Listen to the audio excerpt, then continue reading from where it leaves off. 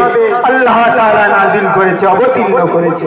ওয়া বাইয়িনাতিন মিনাল হুদা ওয়াল ফুরকান, হক বাতিল, ভ্রষ্ট এবং সত্য তার মধ্যে পার্থক্য করার জন্য আল্লাহ তাআলা কোরআনকে অবতীর্ণ করেছে। কোরআন অবতীর্ণ করেছে আল্লাহ তাআলা দুনিয়ার মধ্যে সর্বশ্রেষ্ঠ ভূমি, আরবের সর্বশ্রেষ্ঠ ভূমি মদিনা এবং মক্কা শরীফের মধ্যে আল্লাহ তাআলা কোরআনকে নাযিল করেছে, অবতীর্ণ করেছে। এবং এই কোরআনকে সর্বশ্রেষ্ঠ উম্মতে মুহাম্মাদি সাল্লাল্লাহু আলাইহি ওয়াসাল্লামের উপরে কোরআনকে অবতীর্ণ করেছে। সুতরাং কোরআন যেমন সর্বশ্রেষ্ঠ পুস্তক, এটাকে অবতীর্ণ করার জন্য যার উপরে অবতীর্ণ করা হয়েছে, যেইখানে অবতীর্ণ করা হয়েছে, যেই ভাষায় অবতীর্ণ করা হয়েছে, সব কিছু সর্বশ্রেষ্ঠ।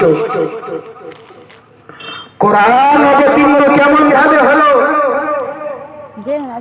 কি তার প্রকার, কি তার আকৃতি ছিল কোরআন অবতীর্ণ হওয়ার?